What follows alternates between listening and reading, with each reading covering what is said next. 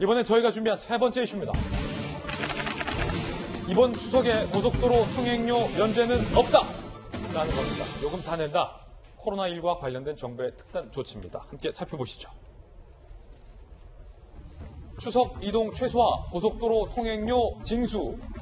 정세균 총리, 국민들이 섭섭해하실 텐데 올 추석에는 도로 이용료를 받는 쪽으로 할 것이다. 톨게이트 비용이죠. 이동을 줄여주십사 하는 강력한 메시지가 들어있다. 내일 중대본 회의에서 결정할 것으로 예상이 되고 있는 그런 상황입니다. 코로나19 상황과 관련돼서 조언 말씀해 주실 또 전문가 모셨습니다. 고려대학대 김정인 교수 나오셨습니다. 김 교수님 어서 오세요. 사실 설이나 추석에 그간의 미덕은, 관행은 그래도 고향에 계신 부모님들 보러 가고 고향에 있는 친지 어른들 뵈러 가면 나라에서 또 해줄 건 없고 고속도로 통행료라도 싹 안 받아주는 게 미덕이었는데 지금 코로나19가 심각해서 이거 안 한다는 거죠. 그러니까 지금 상황은 물론 과거 8월 27일 날 400명대를 보이다가 점차 안정화되면서 현재는 100명에서 200명 사이를 보이고 있거든요. 물론 안정화는 됐지만 여전히 100명이 넘는 확진자를 보이고 있고요. 100명이 넘는다는 얘기는 3단계에 준하는 그런 상황이거든요.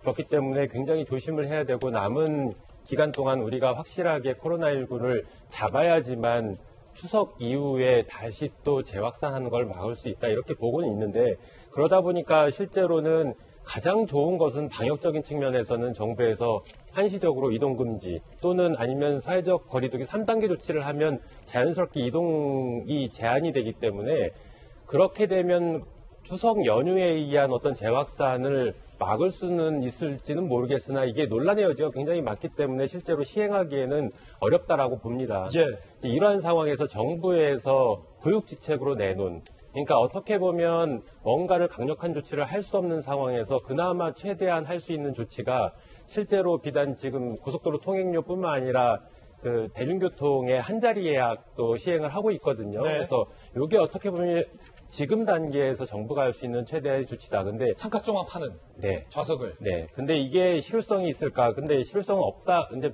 좀 낮다라고 봅니다. 왜냐하면 그럼에도 불구하고 이동을 할 거고요. 고속도로 통행료 실제로 금액이 그렇게 크지 않습니다. 그러니까 우리가 앵커께서 말씀하신 것처럼 어떤 미덕의 차원에서 했던 거지 실제로 금액이 크지 않기 때문에 이동을 하려고 생각하신 분들은 이동을 할 거란 말입니다. 그러니까 이 부분은 실효성은 낮지만 그래도 정부에서 특히 총리께서 말씀하신 것처럼 어떤 국민에 대한 메시지 차원에서 그러니까 이동을 가급적 하지 말라라는 메시지 차원의 어떤 방안이다 이렇게 보시면 될 것 같고 어제보다 지금 코로나 신규 확진자 수가 더 늘었네요. 어제는 110명대였는데 오늘은 136명이 나왔네요. 네, 그러니까 이 수준은 계속 갈 거라고 좀 보고는 있습니다. 저 개인적으로는. 그렇기 때문에 굉장히 조심해야 되는 상황이고 이렇다 보니까 실제로 이제 국민들에게 이제 자발적인 참여, 그러니까 이동을 하지 말라는 자발적인 참여를 좀 강조하는 어떤 수단이 아닌가 이렇게 생각하고 있습니다. 그러니까 방역적인 측면에서는 이번 추석에 이동을 자제하는 것이 훨씬 낫다라는 건데 과연 국민들이 얼마나 그거를 철저하게 지켜줄지는 의문이다라는 말씀이에요. 자, 좀 비슷한 얘기가 오늘 나왔는데 이 코로나19가 계속해서 100명, 오늘은 136명까지 다시 늘었는데요. 이 쭈꾸미를 잡으러 그렇게 많이 가셨다고 합니다. 보령으로 가봅니다.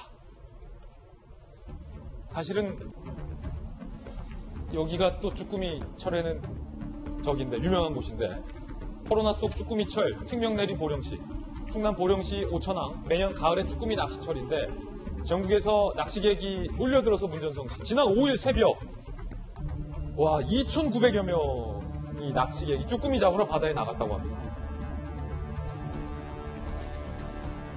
보령시가 급하게 이제 검역소도 설치하고 드라이브 스루 방식으로 11월까지 운영한다고 하는데 차량 안에서 발열 체크 이상 없을 때 손목 밴드 마스크 착용 후에 승선이 가능하다고 합니다.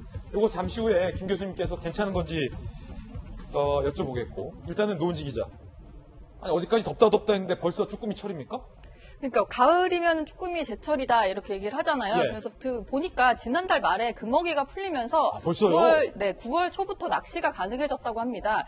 그러니까 이제 쭈꾸미 철을 맞아서 뭔가 조금 이제 쭈꾸미를 잡아볼까 하는 사람들이 저렇게까지 몰리는 건데 2,900여 명? 예, 일단은 그 충남에서도 이게 조금 걱정이 되기는 하잖아요. 워낙 많은 사람들이 전국 각지에서 모여들기 때문에 검역소도 설치를 하고 제대로 검사를 마친 후에 뭐 손목밴드까지 착용을 해야 이제 배에 탈 수 있다고 하니까 어느 정도 관리는 좀 되고 있는 상황인 것 같은데 그렇다고 해도 한 2,500명 정도가 저렇게 한꺼번에 몰리는 상황이 발생을 하니까 조금 우려가 되는 그런 모습이 보이고 있습니다. 김정인 교수님, 네. 이거 코로나 136 이렇게 나오는데 그 쭈꾸미 잡으러 이렇게 2천 몇천 명 가도 됩니까? 걱정되는데. 이게 한강공원하고 유사하다라고 보시면 될 것 같습니다. 위험하다? 오히려 서울 시민들이 한강공원 가는 거는 뭐라고 하면서 왜 쭈꾸미 잡으러 가는 거는 뭐라고 얘기 안 하냐. 비슷한 상황이거든요. 이제 가장 위험한 거는 지금 말씀하신 것처럼 2,900명이 1시간 동일 시간대에 모였다는 거.